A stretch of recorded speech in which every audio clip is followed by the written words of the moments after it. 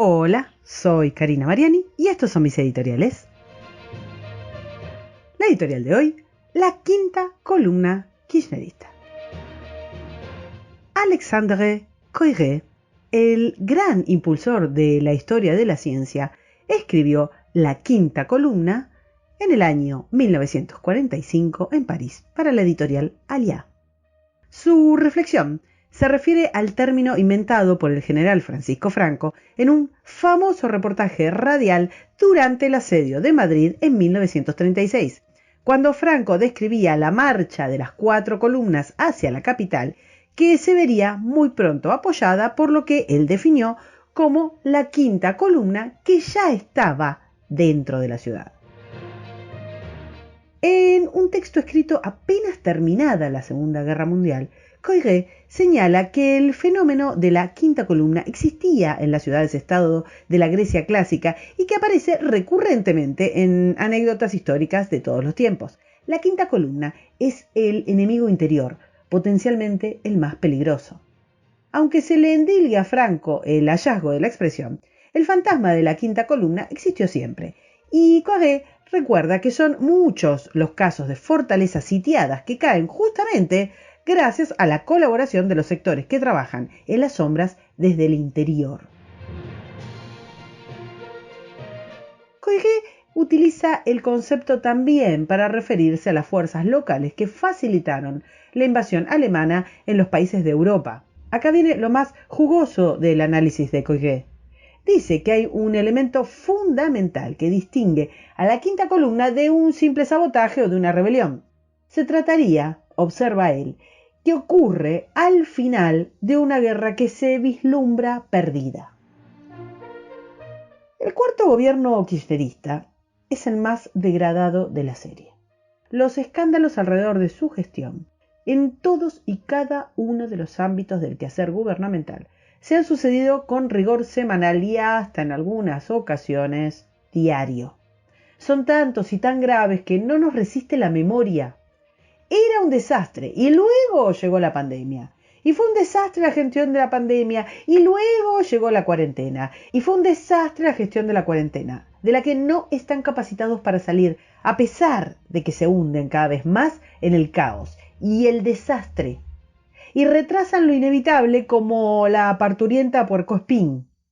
Y sobre este desastre llegó la administración de las vacunas. Y todo lo que se podía hacer mal se hizo peor.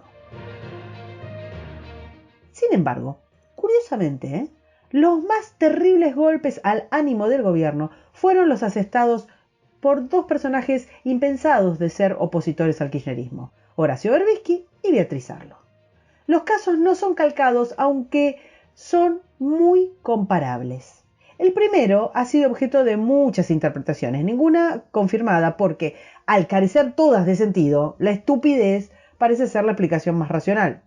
Aparentemente, el periodista habría sido vacunado saltándose varios turnos, como si se tratara de una dosis para personal estratégico. El escándalo estalló cuando se viralizó un audio en donde el mismísimo Berbisky cuenta ligeramente, así como quien no quiere la cosa, la ignominia. Si el perro, como se lo conoce a Berbisky, declaró esto con el objetivo final de bajar al ministro estrella de Alberto, a Ginés, o bien lo hizo para curarse en salud a sabiendas de que la noticia del escándalo era inminente, hoy todo eso carece de importancia. Lo que desató ese audio superó largamente lo previsto y el hombre cuya capacidad de daño comunicacional e ideológico es tan famosa resultó letal para sus propias filas.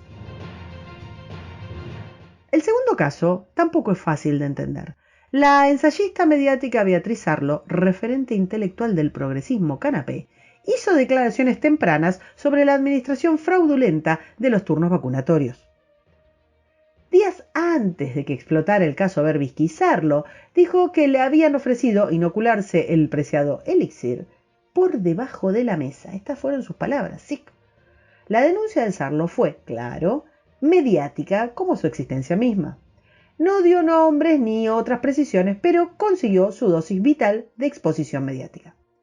La cosa es que estas declaraciones quedaron flotando y, con la denuncia judicial desatada por el caso del perro, se volvieron cosa seria. Las palabras de Sarlo cobraron renovados bríos y Beatriz terminó declarando y aclarando ante una jueza su misteriosa oración. ¿Y qué pasó?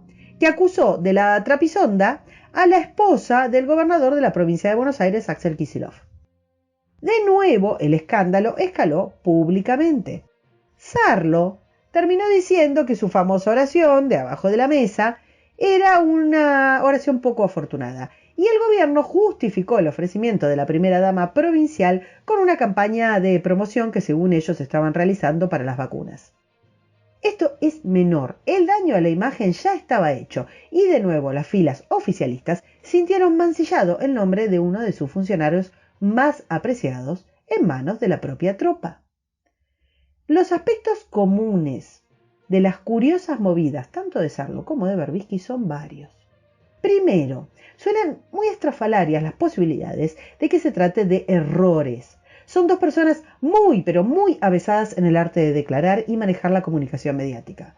No es creíble que con diferencia de días se cometan gafes tan gigantes alrededor del mismo tema, errores forzados, luego emparchados tardíamente con opinada eficiencia.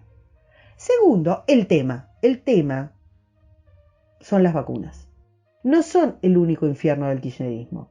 A ver, los escándalos relativos a abusos contra derechos humanos a causa de los confinamientos son superiores, y vamos, recién un año, son muy superiores a los de varios gobiernos constitucionales juntos. Ahora mismo hay complicidad y negligencia, tanto con el terrorismo indigenista en el sur como con el autoritarismo demencial en el norte. La gravedad de la dosis loca de Sarlo debiera empalidecer, porque no existe ante el padecimiento de las embarazadas formoseñas. Sin embargo, son los escándalos vacunatorios los que laceran el orgullo de la militancia oficialista. Es un misterio. Tercero, la condición intelectual de los protagonistas. Sarlo y Berbisky no son personajes cercanos a la militancia de a pie, no son gente popular. Por cuestiones etarias, en principio, y porque su campo de acción es el imperio del estudio, el imperio de lo intelectual, su referencia es académica, es lejana al voto duro kirchnerista, a ese que aludía la vicepresidente cuando distinguía a los públicos de Harvard versus los de La Matanza. Vale decir que sus mensajes no modifican sustancialmente la imagen del gobierno en términos electorales. Aceptando que las inoportunas declaraciones de Sarlo y Berbisky no modificaban la masa de votos kirchnerista, cabe preguntarse a qué vino tanta reacción oficial por las mismas. Desde la modificación del gabinete hasta la vuelta a la quema de libros, el enojo militante no dejó cliché por visitar. Tal vez aquí resida lo que Coiré desgranaba en el análisis de la quinta columna. La probidad filosófica que generan los atajos de la justificación kirchnerista se sostienen sobre las ideas de los Sarlo o de los Berbisky. Es su andamiaje ideológico. Son anteriores al kirchnerismo como corriente ideológica. Es más, son parte de la corriente intelectual que talló terriblemente en la lucha cultural socialista, tanto en los medios de comunicación como en las universidades, pero que no encontró catalizador político hasta que apareció Néstor. Néstor los tomó como escudo intelectual. La esposa de Kicillof admiraba a Sarlo, había sido su alumna, sentía que la estaba homenajeando. Lo mismo, el orgullo similar, fue el que sintió Roberto Navarro por contar entre su staff al mítico perro Berbisky. Ambos, la esposa de Kicillof y Navarro, se sintieron traicionados. Fue un golpe en la línea de flotación del campo de las ideas venido desde dentro de las propias filas. La lucha por el poder es legítima y es esperable. Se lleva a cabo públicamente. Los bandos están preparados, valga la redundancia, para enfrentar lo que tienen enfrente. La quinta columna, en cambio, mora en las tinieblas, opera clandestinamente para salvaguardar intereses que escapan a la vista del estratega. El elemento constitutivo de la traición pasa por encima de los sectores contendientes, aun cuando estos estén permanentemente en conflicto.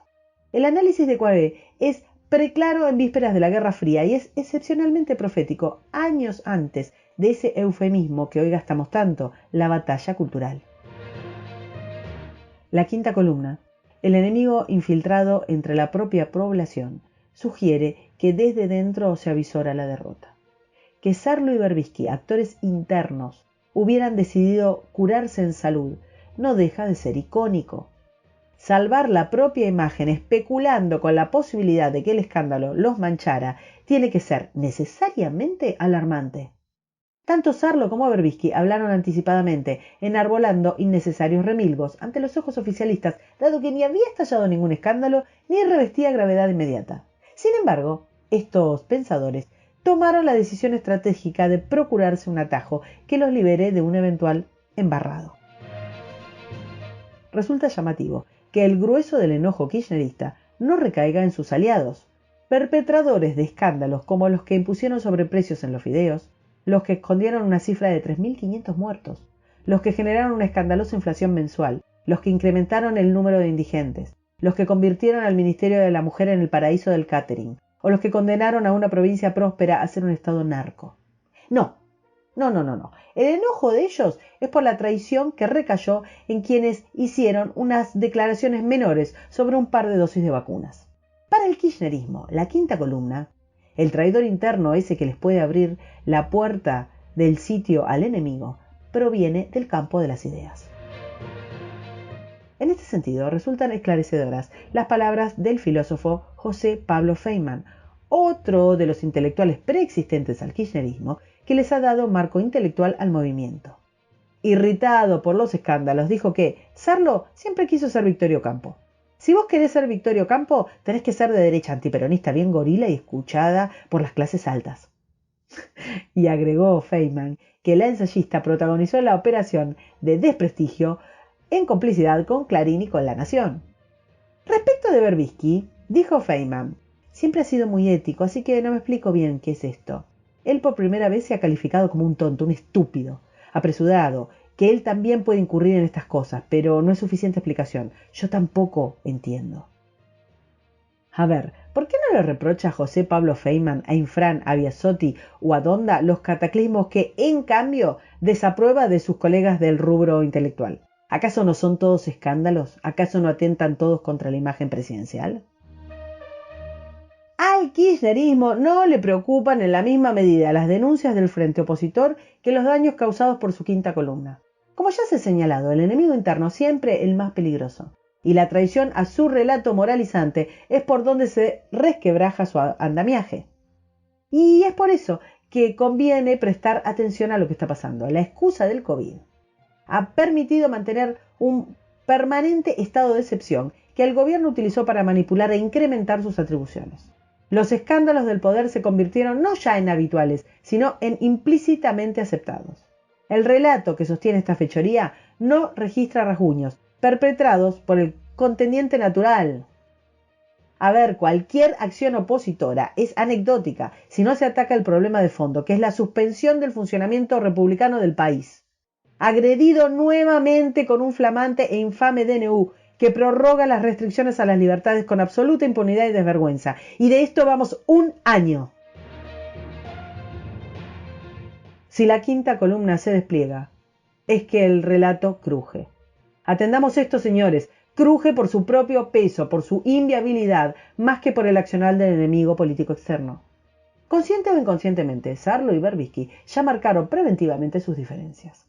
En su fuero íntimo evaluaron los costos de los insultos de los José Pablo Feynman de hoy frente a los eventuales reproches de su base ideológica del mañana.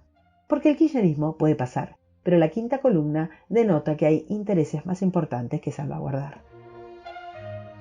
La quinta columna se publicó contemporáneamente con un análisis sobre la funcionalidad de la mentira llamado La función política de la mentira moderna, que conserva, por fortuna, una mordaz vigencia. Su reflexión sobre el rol de la mentira en el control de la opinión pública parece escrito para la Argentina del 2021.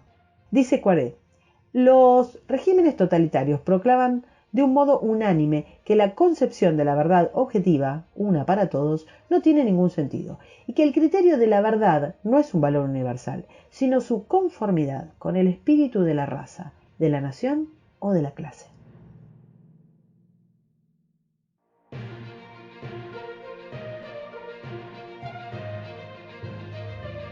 Para escuchar todos los editoriales, suscríbete, me gustealo, compartilo y nos vemos en la próxima. Muchas gracias.